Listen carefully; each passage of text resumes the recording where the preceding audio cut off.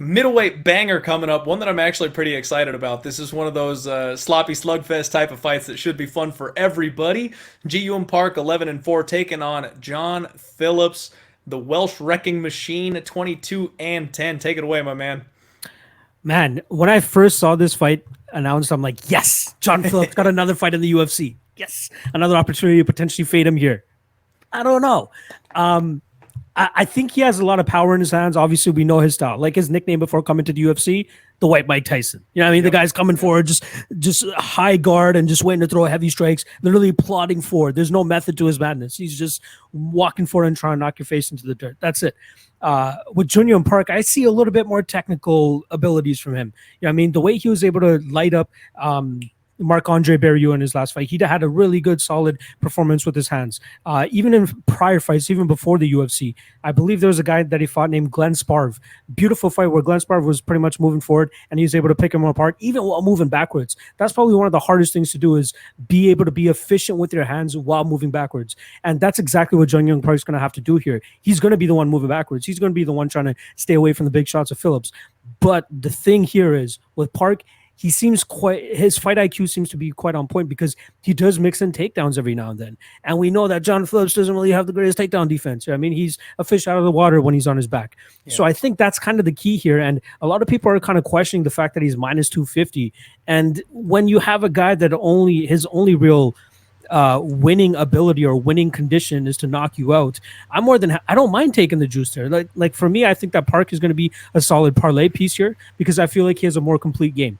The guy's going to go out there, even if he's moving backwards, he's going to be able to sting John Phillips. He has shattered and broken so many of his opponent's noses just off of his jab and his 1-2 down the middle. The guy, like, he seems like a wacky and like a brawler type of fighter, but he seems a little bit to have a little bit more method to his madness compared to the lack of method to the madness of John Phillips's game.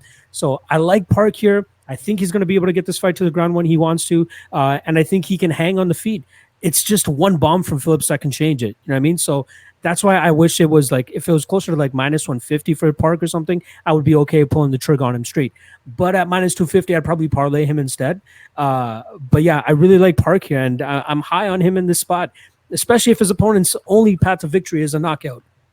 I'm not buying it. And the only win that John Phillips has in the UFC is when somebody was agreeing to sit with him in the pocket and trade. And that's the worst fucking move you can make when you're trying to fight John Phillips. You get 14 seconds with Alan Abadovsky trying to be the man with the bigger cojones trying to knock out John Phillips in the middle of the cage. That's not going to happen. And I highly doubt we're going to see Jung Park do the same thing. So I like Park here. I think he's going to mix it up a little bit better. People can say what they want about possible value on John Phillips. Listen to yourself. You're saying value.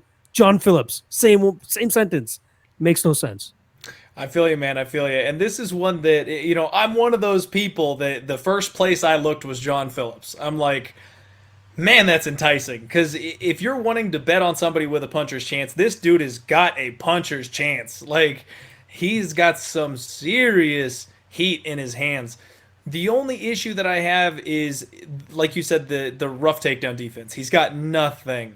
But from what I've seen from Park, he doesn't really have too much of a top game. He doesn't really hold people down well enough that I'm honestly a little concerned that Phillips can get back to the feet. And I think that's a big factor here because, yeah, he might give up the takedowns, but against the guys he's been facing, Khamzat, Marshman, Holland, Bird, those guys can smother him on the mat and force him to give up a neck, something along those lines.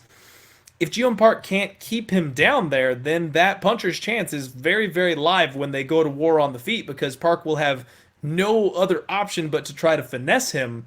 And 15 minutes is a long time when you're taking on some guy with the power of Phillips. So I know I'm with you. I think Park is a bit more technical. I think he's probably the better striker as well. And he's never been finished. That helps too. He's never actually been knocked out or anything like that. But I don't know, man. I almost feel like the UFC is giving Phillips one last shot here. They know how entertaining he is. He's 1-4 in the UFC with all 4 losses coming by finish. This isn't the kind of guy that I feel like you bring back unless you want to try and make something of him. And Park isn't exactly... I mean, Khamzat was the guy they wanted to get the win over on, right? Khamzat was the guy they want to lift up and turn into a star. Park isn't the kind of guy that I see the UFC being like, let's get behind this kid. So I don't know, man. I feel like there might be a little bit of a shot on this one, but I do think that the option would be Phillips by knockout or wait till, later in the week, maybe take an under. There's always the chance that Phillips could give his neck up to Park and get choked out. If they go brawl, I'm not saying that Phillips is going to get knocked out by Park, but it's possible. So maybe If an the under for me over-under- a little bit later. Sorry, if the over-under is 1.5, I'm actually interested in the over due to the ability for Park to actually mix it up and keep Phillips kind of on the edge of his seat with that. And I do want to correct you on one thing. Park did actually get finished by Fluffy Hernandez, I believe 2 fights ago. The only reason I remember that is because the fight doesn't go to decision there. And that I apologize. was a By crazy knockout. fight. I got He's you. been submitted. By He's knockout. been submitted There we twice. go. He hasn't been knocked Yes. out before. Correct. But yeah, no, I absolutely believe it. But this is the first time I also believe that Park has faced somebody with the lack of back game like Phillips. So that's the one caveat I wanted to add to that. Sure. So I think for this one right now it's a pass, but I'm eyeballing Phillips. I'm going to keep an eye on that line.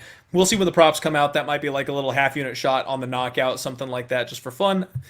More often than not, probably just a pass spot because I gambled on Buller and bid it last time. I don't know if I want to give any units away this week. I don't blame you. So, yeah, right.